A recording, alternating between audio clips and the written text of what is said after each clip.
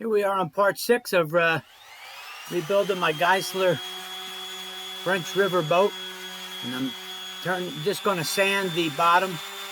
One thing, always make sure you be careful sanding the nails because the heads will sand right off. And I'm just going to go around with an 80 grit, concentrating on the toe with a sander, and just sand the whole bottom down to see what I got and see what it looks like and see what the damage is.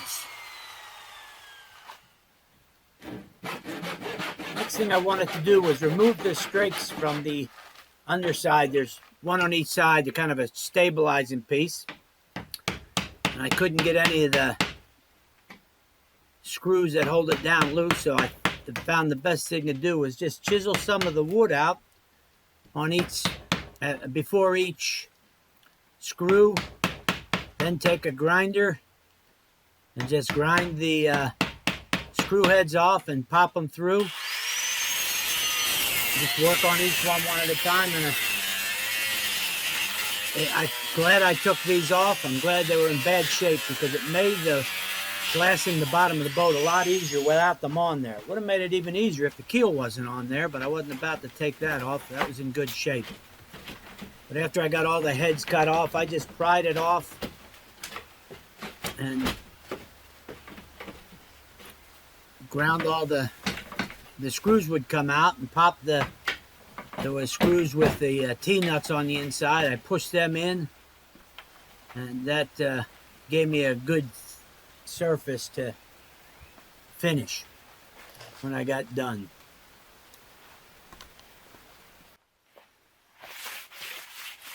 Seemed like one of the best ways to sand it was by hand, and I found these 3M soft sponge sanders were really good to work with, and when they wore out, you can even wrap sandpaper around them.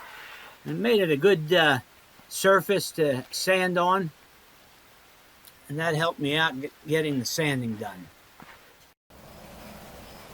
Looking at the stem, it had a piece of metal on the stem, and it looks like that metal caused rot, and I think the rot's on the top. So I'm going to take my sander and see how bad it is. I don't want to really get into it. It's got a little bit of a crack here, and a lot of it bad is in the back here. So I'm going to take my sander and see what I'm going to do with that. I'm not going to change it. I may have to put a piece in.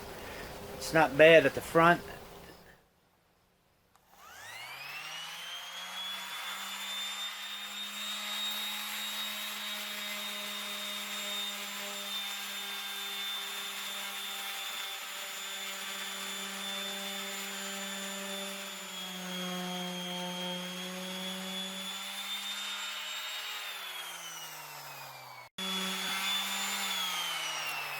After sanding it, there's quite a long spot that's bad, and I'm going to have to change a piece of it. So I took some of the screws out to see what it feels like and see what it looks like.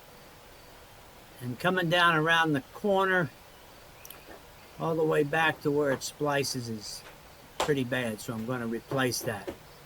I can't bend it. I don't have a way to bend it, and that's a little bit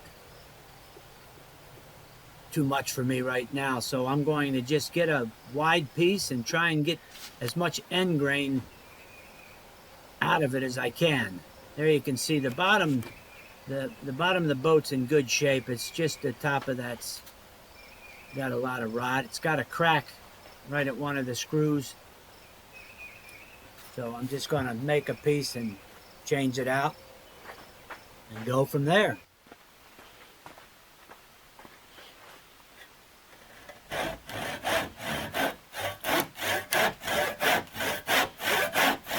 So what I did, I just made a nice straight line on a 45 where I was going to cut it. Try to pick up the best wood that I could, and I just cut the straight line. And I took the piece of rotten keel right out of there.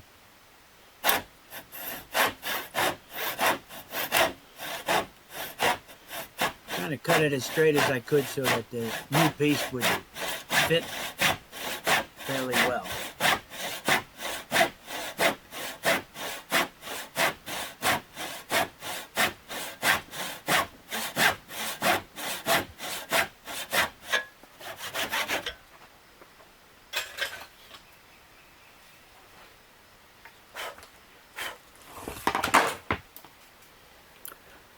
So after I got it out there, I just went and made a new piece out of white oak. Tried to get a piece that I could get as little end grain in it as possible. We're running about 90 degrees this week, so sorry about the no shirt, but it was just really hot. I caulked the bottom with that Volcom 116 caulk. And I also did the inside of the new piece of wood. Just spread it out with a little hand trowel. And one thing about this caulk, and after I got it on, you just leave it set for at least a day. I let it set for 2 days. Then after 2 days, you can cut the excess out. It comes off pretty good. And after another day after that, it really sets up. But it takes a long time to set up. It was kind of surprising how long it took to set up and really just harden in there. But once it's hardened in there, I think it's going to be a good fit for doing boats. I just screwed it all down just like it came off.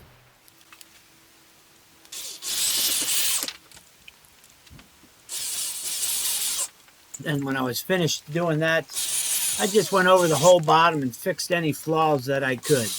I made a few mistakes, and I'll talk about them as we go. Things I would have done different.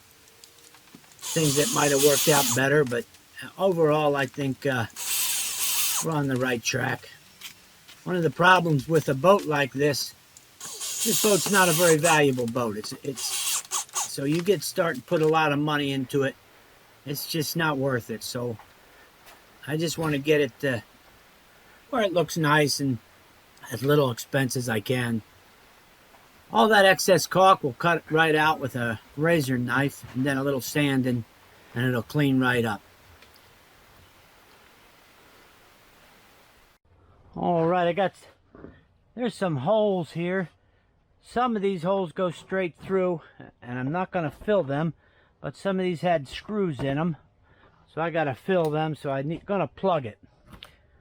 I need about it's not very long, so I'll cut a bunch of 1-inch plugs and fill those holes first thing.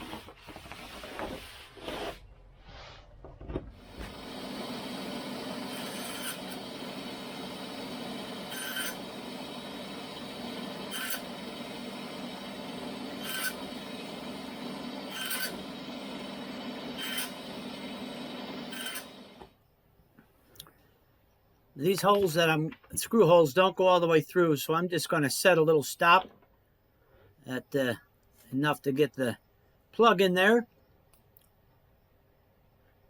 If you don't have a set of those stops, you should get some. They only cost about $10 shipped, and they really come in handy. You get a set for different size drill bits. And I just clean the holes out and mixed up a little fiberglass epoxy and plug the holes in. I think I'm going to make the strake a little bit longer so I don't go, and I'm not going to use the same spots as these plugs are in. I'll just alternate, go forward one set, and that way I don't have to mess with the plugs when I try to put screws in. Just put my dovetail saw, back saw, chop them off, hit them with a sander, and they came out flush, and you can't see.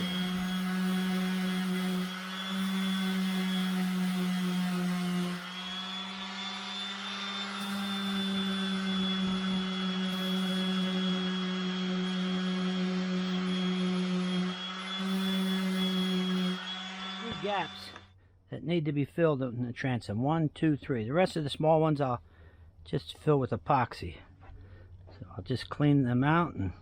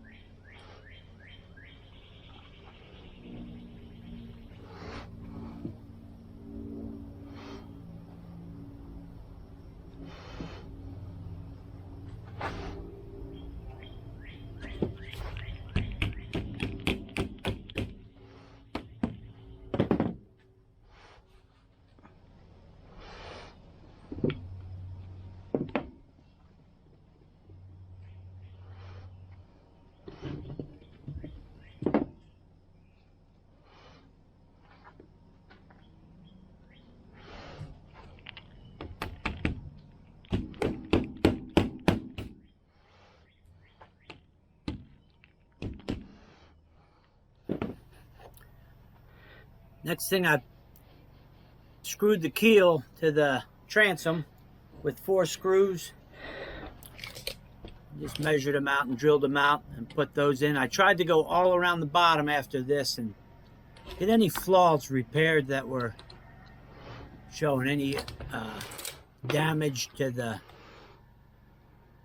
bottom, any pieces that need to be filled, any cracks that need to be filled up that seem to be too wide before I put the fiberglass on, and tried to get the bottom, any nails that needed to be hammered in. One thing I didn't do, and it might have been a good idea to do it, but I'm only one person, but if you had the time, it might have been a good idea to go around and re-cinch all the nails.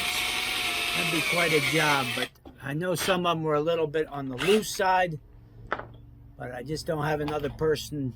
One person has to hold the head with a hammer, and the other person has to go underneath and cinch the nails again, and I just don't have an extra person to do that. But I went through everything and tried to fix everything and get everything straightened out and get everything cleaned up before I did the fiberglassing.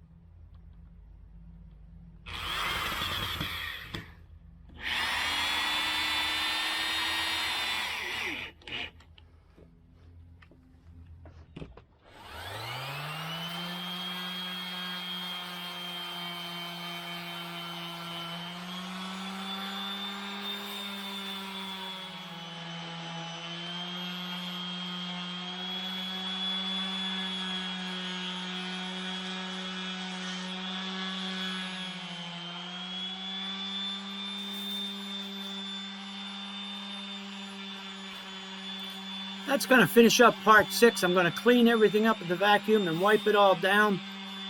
And then the next video, we'll do the finishing. Put on the fiberglass.